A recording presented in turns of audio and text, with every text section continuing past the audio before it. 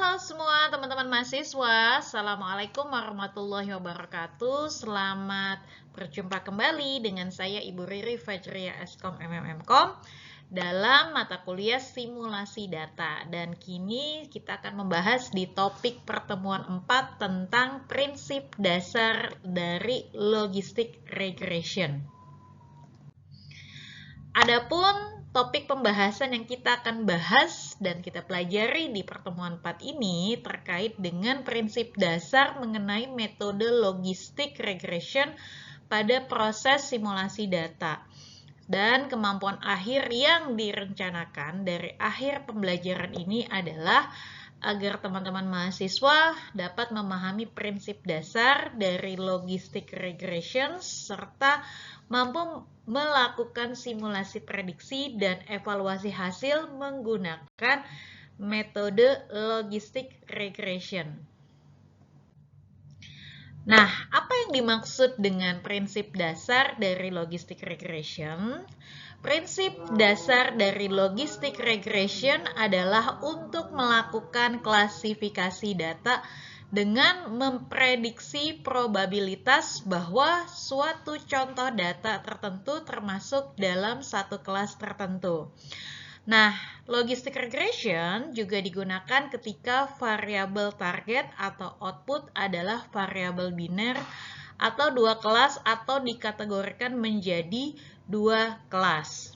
Nah, di sini perbedaan dari simulasi menggunakan linear regression dan logistic regression. Nah, ada beberapa prinsip yang kita perlu pahami di dalam menggunakan logistic regression. Yang pertama adalah transformasi linear. Transformasi linear pada fitur-fitur dapat dilakukan untuk mengubah distribusi data atau menyesuaikan hubungan antara variabel independen dan variabel dependen sehingga lebih sesuai dengan asumsi model logistic regression. Beberapa teknik transformasi linear yang umum digunakan adalah yang pertama adalah standardization atau standardization dengan Z-score scaling. Standarisasi membantu menstabilkan perbedaan skala antar fitur dan mempercepat konvergensi algoritma logistic regression. Lalu juga terkait dengan normalisasi, min-max scaling. Normalisasi ini membantu menghindari dominasi fitur dengan skala besar dan membuat model lebih mudah diinterpretasikan. Lalu ada log transformation. Transformasi log membantu menangani data dengan squareness dan membuat hubungan antara fitur dan probabilitas logit lebih linear.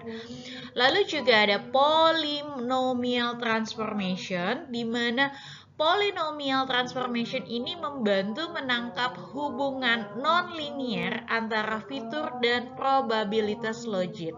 Lalu interaction terms di sini menambahkan interaksi dan menangkap hubungan serta membantu model sinergis atau antagonis antar fitur-fitur tertentu. Nah, prinsip yang kedua di dalam logistic regression adalah fungsi logistik atau sigmoid ya. Fungsi logistik yang juga dikenal sebagai fungsi sigmoid ini adalah fungsi matematika yang digunakan dalam logistic regression untuk mengubah nilai prediksi linear menjadi probabilitas nilai kelas yang sesuai. Fungsi ini membentuk dasar dari model logistic regression yang memodelkan probabilitas bahwa suatu instans masuk ke dalam kelas target. Nah, di dalam fungsi logistik atau sigmoid adalah merupakan kunci dalam logistic regression. Dan ini berkat sifatnya dapat mengubah nilai prediksi menjadi probabilitas. Model ini juga cocok untuk berbagai masalah klasifikasi biner dan sering digunakan dalam machine learning untuk analisis prediktif. Nah, linear function dengan rumus matematik yaitu Y sama dengan B0 tambah B1 dikali X. Untuk sigmoid function menjadi P sama dengan 1 per 1 plus E pangkat min Y, dan menjadi logistic function seperti tampilan pada rumus di layar seperti ini. Nah, lalu prinsip yang ketiga dalam logistic regression adalah interpretasi probabilitas. Interpretasi probabilitas pada logistic regression sangat penting dalam memahami hasil dari model dan prediksi yang dihasilkannya. Probabilitas dalam logistic regression menggambarkan seberapa kemungkinan suatu instans atau baris data masuk ke dalam kelas target, kelas positif berdasarkan fitur-fitur yang ada dalam model. Interpretasi probabilitas memungkinkan kita untuk memahami tingkat ketidakpastian dalam prediksi dan membantu dalam mengambil keputusan berdasarkan tingkat keyakinan model. Nilai yang dihasilkan oleh fungsi logistik ini dapat diartikan sebagai probabilitas contoh data tersebut termasuk ke dalam satu kelas. Misalnya, jika probabilitas adalah 0,8, itu berarti contoh data tersebut memiliki probabilitas sekitar 80% untuk termasuk dalam kelas positif dan 20% untuk termasuk dalam kelas negatif. Lalu prinsip yang keempat dalam logistic regression adalah proses pengambilan keputusan. Ambang batas atau threshold untuk memutuskan kelas mana yang harus didistribusikan pada setiap contoh data, misalnya dengan ambang batas 0,5. Maka probabilitas di atas 0,5 atau thresholdnya akan diklasifikasikan ke dalam kelas positif. Sedangkan sebaliknya, untuk ambang batas di bawah 0,5 akan diklasifikasikan ke dalam kelas negatif.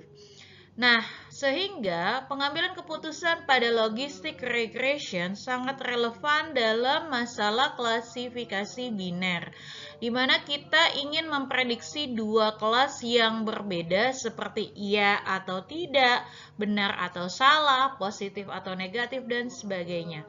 Jadi bisa dilihat di sini proses pengambilan keputusan dengan menggunakan metode logistic regression melalui beberapa tahap, yaitu memprediksi probabilitas, melakukan penetapan ambang batas atau threshold, lalu memiliki atau memberikan keputusan klasifikasi, evaluasi keputusan, dan penyesuaian ambang batas sehingga model data dapat mensimulasikan analisis prediktif yang sesuai.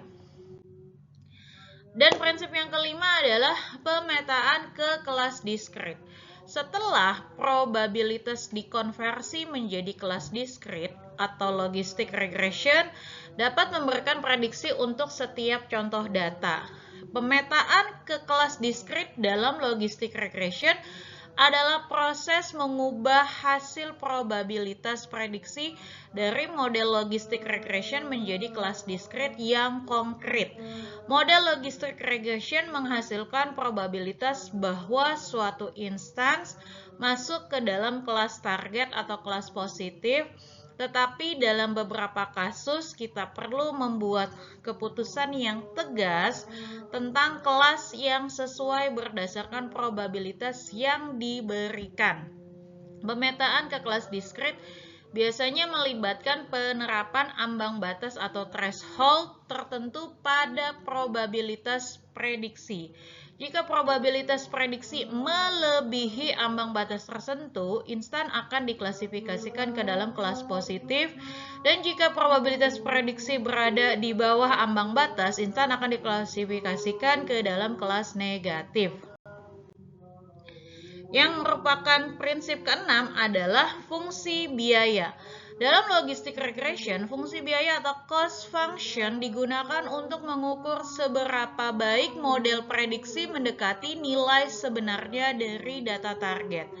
Tujuan dari algoritma logistic regression adalah untuk meminimalkan fungsi biaya ini agar model dapat menghasilkan prediksi probabilitas yang sesuai dengan data observasi yang ada. Fungsi biaya yang umum digunakan dalam logistic regression adalah lump loss atau cross entropy loss yang dikenal juga sebagai binary cross entropy loss untuk masalah klasifikasi biner. Untuk kasus klasifikasi biner di mana terdapat dua kelas target dan fungsi biaya log loss didefinisikan sesuai dengan tampilan berikut ya. Selanjutnya adalah prinsip ketujuh tentang optimisasi parameter. Optimisasi parameter dalam logistic regression adalah proses mencari parameter yang optimal untuk model sehingga dapat menghasilkan prediksi yang sesuai dengan data yang ada. Parameter dalam logistic regression adalah bobot weights dan bias intercept yang digunakan untuk memetakan fitur-fitur ke dalam probabilitas kelas positif. Pemilihan metode optimisasi tergantung pada ukuran data, kompleksitas model, dan sumber daya komputasi yang tersedia. Biasanya untuk logistic regression, gradient descent, dan varian-varian seperti mini batch gradient descent menjadi pilihan yang paling umum karena efisiensi dan kinerja yang baik dalam banyak kasus. Nah, perbedaan logistic regression khusus dirancang untuk masalah klasifikasi biner, di mana hanya ada dua kelas yang mungkin dan metode lain seperti decision tree, random forest, gradient boosting tree ini juga bisa digunakan untuk klasifikasi biner. Ya, biner itu berarti ada dua pilihan. Tapi mereka juga digunakan untuk klasifikasi multi-kelas, ya, klasifikasi dengan lebih dari dua kelas. Jadi kalau lebih dari dua kelas, ya opsinya tidak bisa menggunakan logistic regression. Nah, logistic regression adalah model linear yang berarti hubungan antar fitur dan kelas keluaran diasumsikan sebagai linear. Ini berarti bahwa prediksi model adalah kombinasi linear dari fitur dengan bobot dan bias. Logistic regression memiliki interpretabilitas yang lebih baik dibandingkan dengan banyak metode yang lain. Bobot yang dihasilkan dapat diinterpretasikan secara langsung sebagai ukuran pengaruh masing-masing fitur terhadap prediksi kelas luaran. Di sisi lain, metode seperti random forest atau neural network cenderung lebih sulit untuk diimplementasikan karena tingkat kompleksitasnya yang lebih tinggi. Nah, tetapi ada kelemahan logistic regression, keterbatasan dalam menghadapi hubungan nonlinear. Logistic regression adalah model linear yang berarti hanya dapat menangkap hubungan linear antara fitur dan kelas keluaran. Jika hubungan antar fitur dan kelas keluaran bersifat nonlinear, maka logistic regression mungkin tidak dapat memodelkan dengan baik. Dalam situasi seperti ini, model nonlinear yang bisa digunakan bisa seperti decision tree ensemble atau neural network menjadi pilihan yang lebih baik. Lalu untuk metode logistic regression ini sensitif terhadap outlier ya. Dalam data pelatihan atau data trend ya. Outlier ini dapat memiliki pengaruh besar pada penentuan garis pemisah atau hyperlink antar kelas sehingga dapat menyebabkan model menjadi tidak stabil, memberikan prediksi yang ada. Lalu kelemahan logistic regression yang lain adalah multikoliniaritas. Jika ada fitur-fitur yang sangat berkorelasi atau multikoliniaritas, logistic regression dapat mengalami kesulitan dalam mengidentifikasi bobot yang tepat untuk masing-masing fitur. Dan hal ini dapat menyebabkan interpretasi bobot menjadi tidak akurat dan kurang stabil. Data yang tidak terdistribusi dengan baik. Jika data tidak terdistribusi dengan baik atau kelas keluaran sangat tidak seimbang atau imbalance data, maka logistic regression dapat mengalami kesulitan dalam melakukan klasifikasi dengan benar, dan hal ini dapat menyebabkan performa yang rendah pada kelas minoritas dan memberikan prediksi yang bias. Kelemahan lain dari logistic regression adalah tidak mampu memodelkan interaksi fitur. Logistic regression tidak dapat secara langsung memodelkan interaksi antar fitur-fitur. Jika ada interaksi yang penting antara fitur-fitur, maka logistic regression mungkin tidak dapat menggambarkannya secara tepat. Lalu juga terkait dengan kelemahan tidak mampu memproses fitur yang tidak terstruktur. Jika terdapat fitur yang tidak terstruktur seperti data teks atau gambar mentah sebagai dataset, maka dengan menggunakan logistic regression tidak dapat memprosesnya secara langsung. Jadi nggak bisa nih kalau datasetnya kita menggunakan bukan angka ya, menggunakan logistic regression. Dan perlu pemrosesan khusus untuk mengubah fitur menjadi bentuk yang dapat diolah oleh logistic regression. Dan juga ada klasifikasi multi-kelas. Logistic regression secara alami terbatas pada masalah yang hanya bisa menyelesaikan untuk pilihan data biner. Jika ada kebutuhan melakukan klasifikasi dengan lebih dari 2 kelas, maka tidak menjadi sebuah keterbatasan untuk mengimplementasikan metode logistic regression. Nah, itu teman-teman, demikian salah satu metode algoritma yang bisa digunakan untuk prediksi analitik data untuk melakukan klasifikasi dengan menggunakan logistic regression. Dan kita akan berjumpa pada video-video selanjutnya untuk pembahasan di topik pertemuan berikutnya. Terima kasih atas perhatiannya. Saya tutup. Assalamualaikum warahmatullahi wabarakatuh.